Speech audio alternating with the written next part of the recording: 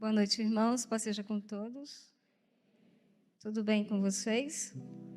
Como é que passaram o domingo? Estão passando o domingo bem? Isso é importante.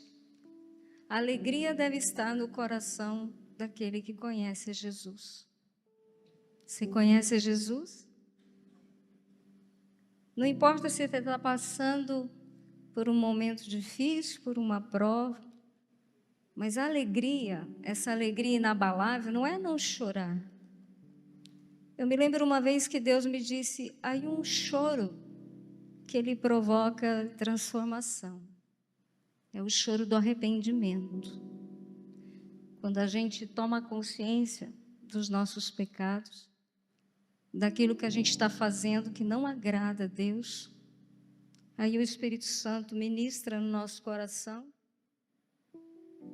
e essa ministração provoca em nós um choro que sai da alma.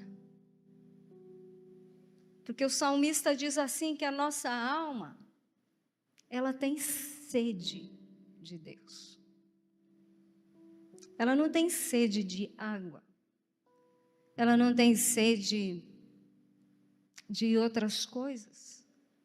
A Bíblia deixa claríssimo que a minha alma, a sua alma, ela tem sede de Deus. E se você não está alimentando a sua alma na presença de Deus, você está matando a sua alma de sede. E o salmista também diz, assim como a corça anseia pelas águas, a minha alma anseia por ti, meu Deus e meu Senhor.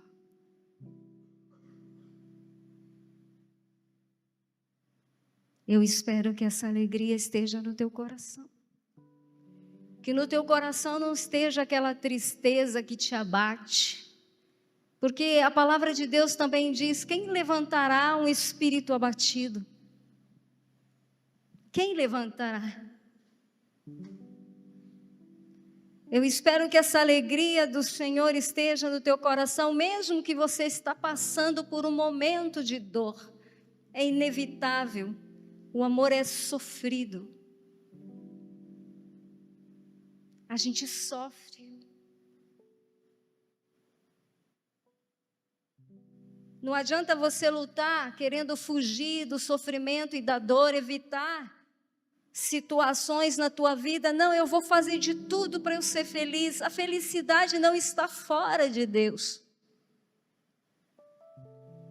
Você pode fazer de tudo, gastar o teu tempo, a tua vida, para evitar a dor, evitar o sofrimento, evitar as provas, evitar as perdas, evitar as feridas. Você não vai conseguir, porque faz parte da nossa vida aqui na terra. Então a alegria do Senhor deve ser o motivo que te levanta cada manhã. Saber que esse gozo, esse deleite, essa presença maravilhosa de Deus está ali do seu lado. Não importa se você está num deserto, não importa se você está no momento de alegria, no momento que tudo prospera, que tudo caminha, que você está desfrutando de um momento que você nunca imaginou que Deus fosse te dar. Não importa a circunstância ao teu redor, o que importa é que a alegria que vem do Senhor é a tua força. Sabe por quê, irmão? Porque se você está somente olhando a situação, se esse cenário mudar na tua vida, de repente você vai mudar o teu amor para com Deus. Paulo diz assim, eu sei viver na pobreza. Eu sei viver na riqueza. Tudo eu aprendi com o Senhor. Tudo posso naquele que me fortalece. Então a nossa âncora, a nossa vida, ela tem que estar firmada na rocha. Porque a tempestade vem, as coisas se movem, no mundo espiritual, no mundo físico. O diabo se levanta contra nós para destruir a nossa vida, mas a nossa âncora tem que estar firmada na rocha, ainda que eu fique ali, por aí quase caindo, mas os meus pés estão firmados na rocha. Eu não posso estar firmado na areia, que não me dá segurança de nada. Eu não posso construir a minha relação com Deus baseado em coisas, somente em coisas, experiências. Eu tenho que basar a minha vida, firmar a minha vida nas promessas de Deus, na presença de Deus, naquele que me diz: eu vou estar contigo todos os dias da tua vida. Eu não vou me afastar de você nenhum momento da sua vida. Eu vou estar ali do teu lado, eu vou te amparar, eu vou te levantar, eu vou te segurar pela mão, eu vou te carregar no meu colo em qualquer momento da tua vida, não importa o que passe com você. A sua fé, o seu amor tem que estar firmado nessa rocha, nessa promessa de um Deus que é vivo, de um Deus que é amor. A Bíblia diz: Deus é amor. Então, quando você vem para a casa de Deus, você vem para a presença de um Deus vivo. Você se reúne com os teus irmãos para adorar um Deus vivo. Um Deus de milagres, como o Rafael falou, um Deus que cura, um Deus que tem abundância para abençoar cada um dos seus filhos, porque se Deus abençoa o Rafa, Ele também tem bênçãos para a minha vida, porque Ele não é miserável. As riquezas de Deus, elas são insondáveis, elas são imensas, nunca vai faltar. Não é porque Deus deu prosperidade para o meu irmão que não sobrou para mim. Com Deus não tem essa de um bolo que você corta em fatias, aquele que gosta de comer mais, pega uma parte maior, aí sobra um pedacinho assim para aquele outro que ficou para trás. Não, no reino de Deus é fartura. Há bálsamo em Gileade, há riqueza em Deus. Deus tem muito para derramar na sua igreja, mas a igreja está como um mendigo muitas vezes. Não se posiciona na rocha, não caminha com aquele que é a presença viva ao nosso lado, aquele que nos guia, que nos direciona, aquele que nos diz o que a gente tem que fazer em cada momento da nossa vida, aquele que não nos desampara. Deus é fiel à sua palavra. O problema não está em Deus, o problema muitas vezes está em nós, que andamos para lá e para cá, para lá e para cá. Aqui não está bom, eu vou para lá. Aqui não está bom, eu vou para cá. Agora tampouco está aqui. Não sei. E a gente fica aí numa inconstância. A gente não enraiza em lugar nenhum em Deus. Falta raiz na nossa vida. Falta compromisso na nossa vida com Deus, fidelidade e obediência, falta submissão. Eu me lembro muito bem quando o Senhor tocou as nossas vidas dentro da Igreja Católica. Eu tenho muitos irmãos aqui, nós somos dessa leva, desse sopro misericordioso de Deus dentro da Igreja Católica. E aí nós aprendemos muito sobre o senhorio de Jesus, a submissão ao Rei dos Reis e Senhor dos Senhores, a obediência a Deus. Hoje em dia muitos querem ser líderes, mas não querem ser servos, não querem lavar os pés dos discípulos, não querem servir aquele mais humilde. Hoje em dia, irmãos, tantas coisas entrou dentro da igreja de Deus, envergonhando a igreja de Deus. isso não seria diferente, porque o diabo quer destruir a igreja. O diabo se levanta contra a igreja. A Bíblia diz que ele não vai conseguir. Não vai. Agora, eu pergunto para você: você é a igreja de Deus? O diabo está destruindo você?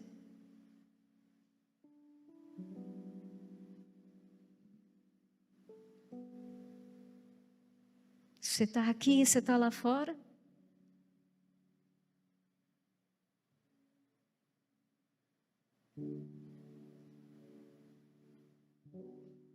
A quem você entregou a sua vida? Quem pagou o preço do seu pecado? Quem derramou o sangue na cruz aquele dia? Quem? Quem chorou no Getsemane dizendo: Pai, se é possível, afasta de mim esse cálice, sabendo da dor e do sofrimento que ele ia ter que passar por amor a nós. E ele foi fiel até a morte, morte de cruz. A Bíblia diz que ele morreu a nossa morte para que nós pudéssemos viver a sua vida. A sua vida. E a vida de Jesus é uma vida de misericórdia, de compaixão, de serviço. Ele mesmo diz: eu vim para servir e não para ser servido. Falta humildade na igreja. Deus odeia o soberbo, no sentido de que ele vai contra aquele que se levanta em orgulho.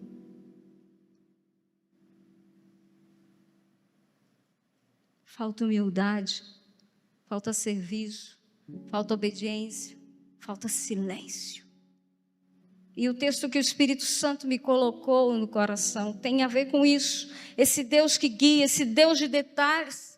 Eu li de manhã, você não estava aqui, eu vou ler. Está em Lucas 22, 7 e 13, que diz assim: finalmente chegou o dia dos pães sem fermento, no qual devia ser sacrificado o cordeiro pascal. Jesus enviou Pedro e João dizendo: vão preparar a refeição da Páscoa. Onde queres que a preparemos? Perguntaram eles. Ele respondeu: ao entrarem na cidade, vocês encontrarão um homem carregando um pote de água. Sigam-no até a casa em que ele entrar e digam ao dono da casa: o mestre pergunta, onde é o salão de hóspedes no qual poderei comer a Páscoa com meus discípulos? Ele lhes mostrará uma ampla sala no andar superior, toda mobiliada. Façam ali os preparativos. Eles saíram e encontraram tudo como Jesus lhes tinha dito. E o outro texto está em Atos 9, 10, 12. Em Damasco havia um discípulo chamado Ananias. O Senhor o chamou numa visão: Ananias. Eis-me aqui, Senhor, respondeu ele. O Senhor lhe disse: vá à casa de Judas, na rua chamada Direita, e pergunte por um homem de Tarso chamado Saulo. Ele está orando. Numa visão viu um homem chamado Ananias chegar e impor-lhe as mãos para que voltasse a ver. Veja bem os detalhes de Deus. Deus é específico. Assim, assim, assim. Deus é como o GPS antigo. Ele dá as coordenadas exatas, as palavras exatas, o lugar exato, a hora exata, o que você tem que fazer exatamente, segundo a vontade dele. De manhã Deus falou de uma maneira diferente para a igreja, e hoje, quando eu entrei aqui, Deus falou para mim outra coisa, outro ponto que Deus quer tratar com nós esta noite. A pergunta é: você sabe ouvir a voz? Que Deus me guia, eu sei. Que Deus fala e é vivo, eu sei. Você sabe ouvir? Você sabe discernir no meio das vozes qual é a voz de Deus? Quando os discípulos estão com Jesus, era mais fácil porque eles escutaram da voz, da boca de Jesus. Jesus estava ali presente, ele dá a direção para os discípulos. Antes deles encontrarem, ele já diz, vai ser assim, assim, assim. Quando você chegar, diz, o mestre pergunta onde está a sala, e Deus, ele dá as características, mas ele estava ali, presente com os discípulos. Então, ele direciona, e eles têm uma confiança, porque eles já haviam visto Jesus fazer milagres, curas, e tantas coisas, eles sabiam quem era Jesus. Agora, quando ele fala com Ananias, e Ananias diz assim, Senhor, eis-me aqui. Eu pergunto para você, como Ananias sabia que era o Senhor? Uma situação delicada, eu falei de manhã. Ele não ia visitar qualquer pessoa, ele ia visitar um perseguidor da igreja, um homem assassino, que acreditava que estava fazendo um serviço para Deus, matando os cristãos. Que ele tinha vindo ali a Damasco, não foi para passar as férias, ele veio buscar os cristãos para levar e para serem mortos. E Ananias escuta aquela voz. Vai na rua direita, assim, assim, assim. Eu pergunto para você, como ele sabia? Deus fala com você? Você sabe ouvir essa voz de Deus? Te direcionando? É verdade que a Bíblia para nós é uma bússola, mas também Deus trata pessoalmente com cada um de nós, porque cada um de nós tem uma história. Às vezes Deus nos dá direcionamento específico para a nossa vida. Eu me lembro há 30 anos atrás, mais ou menos, porque não foi assim imediatamente que eu fui para a Espanha. Quando Deus falou comigo no meu quarto, eu escutei uma voz dizendo, eu vou te levar para a Espanha. Eu nunca tinha ouvido essa voz. E aquilo ficou na minha mente, no meu coração. E eu coloquei ali, guardei para mim no meu coração, esperando as confirmações de Deus. Mas algo em mim, eu aprendi a buscar, eu sempre tive esse desejo de aprender a ouvir a voz de Deus. Porque eu lia na Bíblia e a história de Samuel começa mais ou menos assim, quando a mãe de Samuel deixa ele ali com Eli. A primeira vez que Deus fala com ele, ele pensa que é Eli que está chamando. E Deus chama ele, creio que 2 ou 3 vezes, e ele vai ali, não entende, nunca tinha ouvido aquela voz. E ele fica ali perdido. E Eli, como já tinha experiência de ouvir a voz de Deus, ele diz a Samuel, da próxima vez que você ouvir essa voz, você responde assim. Então, o que eu quero dizer, o que o Espírito Santo está dizendo essa noite? Aprenda a ouvir a voz de Deus. O que eu percebo muito nessa geração, existe muito barulho. Muito barulho. Muita gente falando. Muita gente se levantando e caindo. Mesmo tempo que levanta, cai, levanta, cai, levanta. Muita gente falando em nome de Deus, coisas que Deus nunca falou. E as pessoas estão ali, nessa necessidade de encontrar uma resposta, às vezes, para coisas pessoais dela mesma. Agora eu te faço uma pergunta e um desafio essa noite. Por que você não fala com Deus?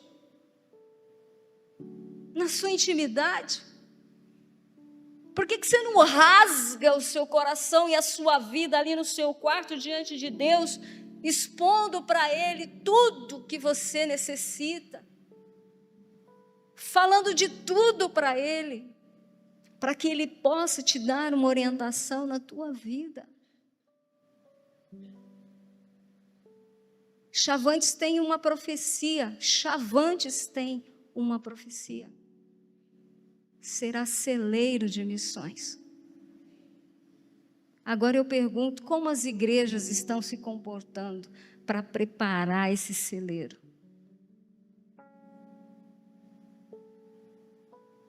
Como as igrejas estão se comportando para preparar esses celeiros?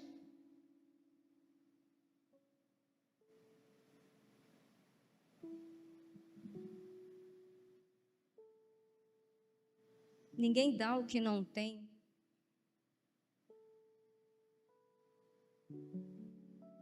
Você pode até se maquiar, mas quando você tira a maquiagem, a gente vê o que é por detrás daquilo. Eu pergunto, igreja, a promessa, a profecia está aí. O que está sendo feito? Os anos estão se passando. O que está sendo feito? É maravilhoso o trabalho que está sendo feito na cidade. É maravilhoso, não só da Igreja Quadrangular. Eu também tenho minha família do coração, que é da Igreja Brasil para Cristo. Eles também estão fazendo a obra do Senhor da melhor maneira possível. Admirável. E tantas e outras igrejas que estão aqui em Chavantes seguramente estão trabalhando para isso. Estão se esforçando para isso. Agora eu pergunto, e o celeiro? E os preparativos? Estamos focados no que Deus falou para nós há anos atrás, ou eu estou mentindo?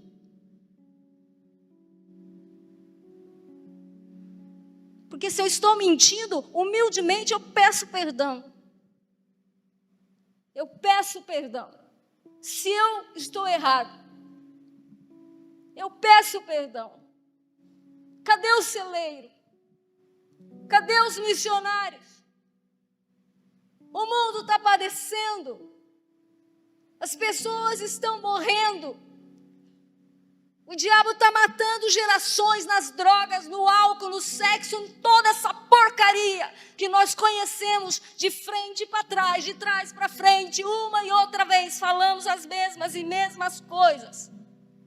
Que o diabo trabalha assim, assim, assim, assim, assim. Agora eu te pergunto, como que os filhos de Deus trabalham? Qual a diferença do filho de Deus? Na casa, no trabalho, na igreja, na rua, nos seus compromissos. Onde está o mover das águas dentro da promessa de Deus, do milagre de Deus, do sonho de Deus para essa cidade? Onde está o amor, que é o vínculo perfeito, o vínculo que une tudo? Onde está o bálsamo de Gileade que cura as feridas, porque nos ferimos na caminhada, às vezes sem querer, abrimos feridas enormes no coração dos nossos irmãos. Nós erramos, tomamos decisões erradas, provocamos situações horríveis muitas vezes. Não porque somos más pessoas, porque nos equivocamos, perdemos o rumo. Agora eu pergunto, onde está esse vínculo perfeito? Onde está o perdão? Onde está o amor? Onde está a paciência? Onde está a pureza? Onde está a sinceridade do coração? Onde está esse amor não fingido? Onde está a vivência do Evangelho?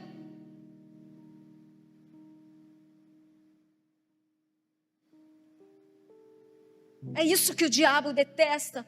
Aquele que paga o preço do cristianismo. Aquele que paga o preço do cristianismo. É onde vem a autoridade de Cristo. Quando você está plantado na rocha. Quando você recebe a ordem do Senhor. E você obedece a ordem do Senhor. Custe o que custar. Passe o que passar. Você está firmado na rocha que é Cristo.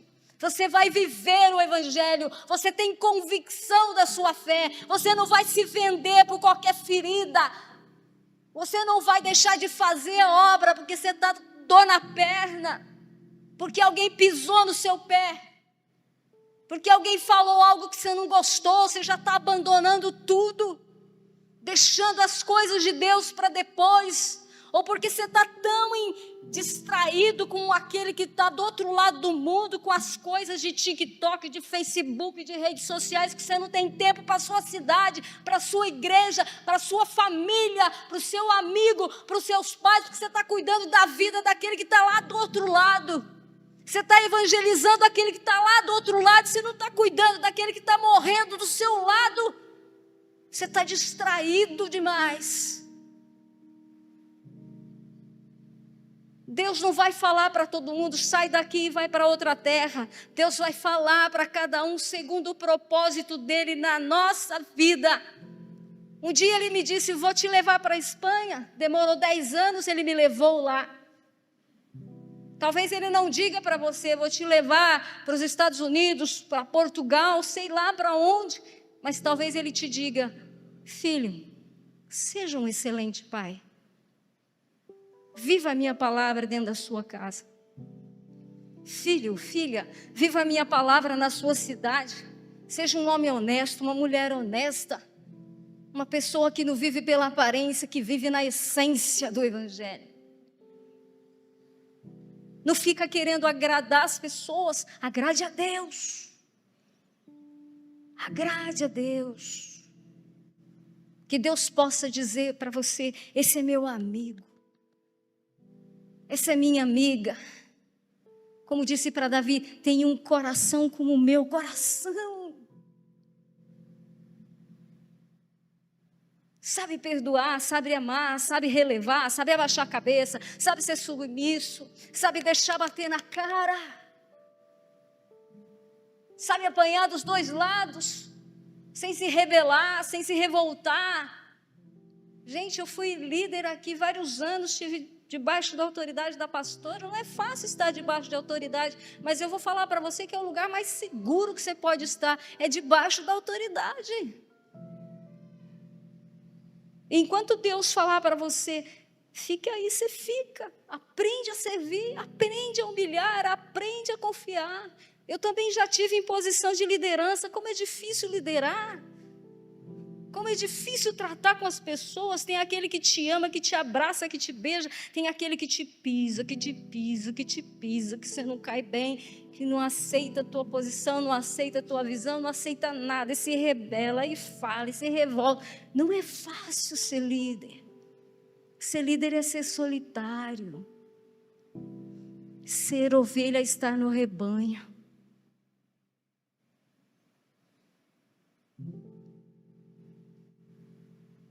Aprende a ouvir a voz.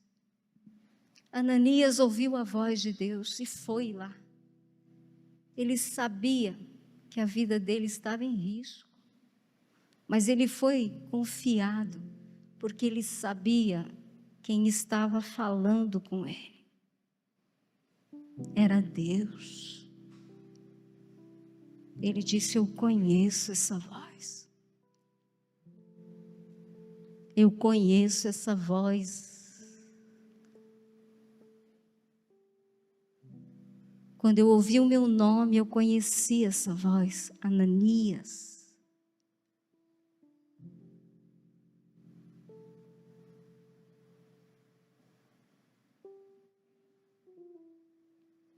José, Maria, Tiago, Saulo,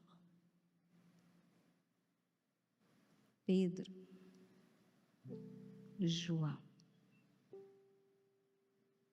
aprenderam a ouvir a voz do Mestre. Aprenderam a ser guiados por Deus nos detalhes. Hoje, na hora do almoço, eu estava conversando com meu paizinho do coração e ele estava falando para mim do texto de Moisés, quando Deus fala com Moisés, Noé, e dá para Noé os detalhes mínimos da construção da arca. E meu paizinho me falou umas coisas que eu nunca tinha pensado, nunca tinha meditado sobre isso. A gente pensa que Noé, diz ele, né, eu acredito, porque ele sabe muito mais que eu, que Noé não construiu a arca sozinho, ele e os filhos, porque, veja bem, Deus disse que ia trazer o dilúvio para aquele povo, que ia destruir aquela geração, porque a maldade era muito grande. E quando Noé disse que ia construir a arca, o povo não acreditou. Imagina, nunca choveu na face da terra, como é que vai cair um dilúvio e vai matar todo mundo? E hoje, meditando, ele falou para mim assim: eu acredito que aquele povo incrédulo, eles ajudaram Noé a construir a arca. Ajudaram Noé a construir a arca. Noé pagou, contratou eles para ir lá buscar madeira, cortar madeira, construir a arca. Eles trabalharam, mas eles não acreditaram na palavra. E meu paizinho disse assim: você imaginou se aquela geração tivesse acreditado na palavra e tivesse se arrependido dos seus pecados? Você acredita que Deus tinha enviado o dilúvio para destruir a terra?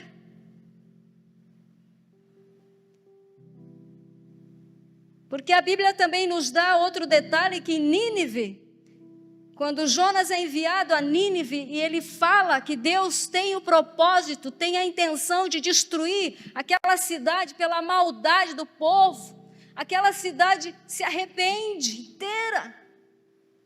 E Deus não destrói Nínive. Só que nos dias de Noé, aquela geração não acreditou na promessa, não se arrependeu dos seus pecados, não foi gerada essa tristeza de arrependimento. Eles seguiram no mesmo, ainda possivelmente ajudando Noé a construir a arca. Eles não acreditaram, eles trabalharam, eles receberam dinheiro. Talvez muitos eram prósperos, ricos, tinham seus negócios, trabalharam ali, foram pagos por Noé, mas não entraram na arca. E a Bíblia diz que vem o dilúvio, destrói toda aquela geração, que não era pouca, pela maldade do coração do homem. Ontem, já estou terminando, no culto de jovens eu falei que nós estamos vivendo, o Senhor trouxe à memória que nós estamos vivendo tempos difíceis, nós estamos vivendo os últimos tempos. E a palavra diz que os últimos tempos seriam como nos dias de Noé, que as pessoas viviam, casavam-se, davam-se em casamento, ou seja, viviam uma vida normal, corrente, seguiam com a normalidade da vida, até que veio o dilúvio e destruiu tudo. E a Bíblia também diz que no fim dos tempos, o mundo não vai ser destruído debaixo das águas, vai ser como Sodoma e Gomorra. E como foi destruída Sodoma e Gomorra? E por que foi destruída Sodoma e Gomorra? Pela maldade do povo. E Deus envia o fogo do céu. Então essa geração, se não houver arrependimento, vai ser destruída pelo fogo.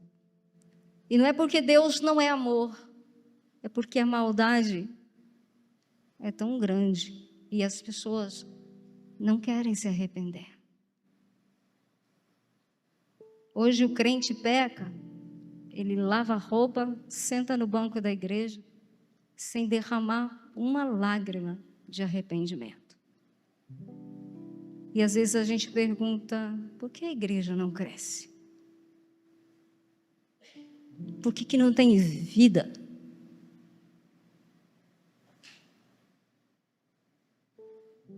Provam o pecado e vêm para cá como se não estivessem fazendo nada. O pastor não viu, Deus viu. Passam os anos, não tem arrependimento. E um pecado vai chamando outro pecado, vai chamando outro pecado, vai chamando outro pecado. Não tem confissão, não tem arrependimento. Não tem aquele sentimento gerado no coração do filho pródigo. Pai, eu pequei contra o céu e contra ti. Eu já não sou digno de ser chamado seu filho. Já não é gerada essa tristeza. As pessoas querem milagres, querem curas, querem prosperidade, quer comprar a casinha, quer comprar o carrinho, quer andar bem vestido, quer isso, as pessoas querem coisas. As pessoas não querem Deus. Eu quero coisas. Eu quero sair dessa pobreza, eu quero sair dessa situação de doença, eu quero sair disso, eu quero sair disso. Deus pode fazer? Claro que pode, Deus está aí. Olha, um arsenal de coisas que nós necessitamos para distribuir para a igreja. Pero Deus quer ser amado. Deus quer ser adorado. Deus quer que o busque de coração. Deus não quer que você pegue, lave a sua roupa, passe um perfume e venha na igreja como se nunca tivesse feito nada. Nada.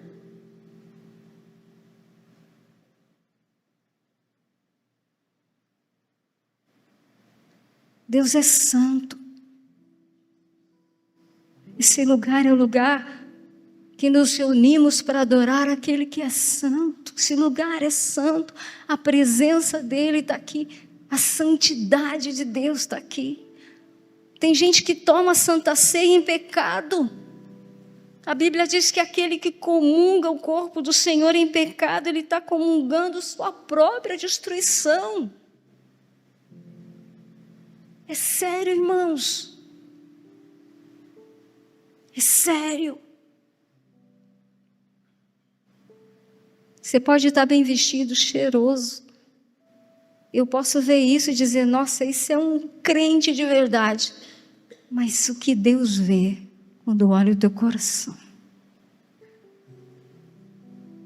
A Bíblia diz que quando Abel ofereceu a Deus o seu sacrifício, Deus recebeu aquilo com alegria de coração. Agora, quando vem Caim oferecer para Deus algo, Deus diz que ele não aceita. Por quê? O que é que Deus diz para Caim? Caim, tem alguma coisa errada no seu coração. O pecado está batendo na sua porta. Mas o que Deus diz para ele? Você pode vencê-lo. Você pode vencê-lo. Eu caí muitas vezes, pequei muitas vezes. E dou graças a Deus pelo arrependimento gerado no meu coração. Porque com o passar do tempo, as suas pernas vão ficando mais fortes, você já não peca mais. Porque o Espírito vai limpando, vai gerando vida, vai fortalecendo você. Porque você está com sinceridade diante de Deus, você está buscando Deus, você quer uma nova vida, você quer ser de verdade aquilo que você diz que é, você quer que isso flua da sua vida, esse poder, essa presença, Deus é o que te importa, Ele é a sua herança, é o teu amor, você não abre mão daquilo que você ama, você é fiel. E isso a gente começa com um arrependimento de pecados, confessando a Deus, clamando a Deus. Deus disse ao povo quando ele fala que o povo ia ficar escravo no Egito, não sei quantos anos lá. Deus diz assim, mas se esse povo se humilhar, se ele orar, se ele se arrepender dos seus pecados, se ele clamar a mim, eu vou tirar eles de lá. Eu virei sobre eles, eu vou sarar a terra. Eu tenho muito para dar. Eu sou um Deus poderoso, eu sou um Deus amoroso, eu sou um Deus de compaixão. Às vezes nós não sabemos, não temos consciência do Deus a quem servimos, a grandeza desse Deus. O quão poderoso Ele é, o que Ele pode fazer. É só você ler um pouquinho. Eu gosto muito de ler a Bíblia nas partes históricas para ver o agir de Deus. Quando eles vão construir a tenda, né, de reunião, e eles não tinham ninguém, né? Não tinha ninguém que sabia trabalhar a tela, que sabia trabalhar os materiais que Deus precisava, mas Deus fala com Moisés: olha, eu escolhi no meio do povo fulano, fulano e fulano, traz eles aqui, que eu já derramei sobre eles a capacidade para trabalhar com esse tecido, com essa coisa, para entender tudo o que eu quero, como eu quero que seja feito a tenda da reunião. Então Deus capacita. Deus tem tanta coisa para dar. Deus tem tantos projetos para a igreja. Deus tem tantos sonhos, tantos chamados, tantas coisas a realizar na igreja. E não é porque falta dinheiro não, viu? Você já pensou nisso? Deus não precisa da minha esmola, do seu dinheiro. Se Deus quiser fazer, Ele é dono da prata, do ouro, de tudo, gente. É dono de tudo. Não é o dinheiro que falta para a igreja. O que falta para a igreja é amor, é compromisso, é fidelidade, é roupa limpa, é vida firmada na rocha, é compromisso com a verdade, é se levantar em nome de Deus, pregar o evangelho, viver o evangelho, praticar o evangelho. É ser de Deus, é amar a Deus, é morrer por Deus, é sorrir por Deus. Essa alegria que vem de Deus, passe o que passe. Passe o que passe. Eu não sei porquê, quando eu entrei aqui o Janetão falou para mim: eu vi tua mensagem de manhã, mas agora à noite vai ser diferente. Eu não entendi nada porque eu estava com a mesma mensagem, mas Deus falou comigo ali. Deus falou comigo ali. Mãos que falam. Mãos que falam. Boca calada. Vida. Vida.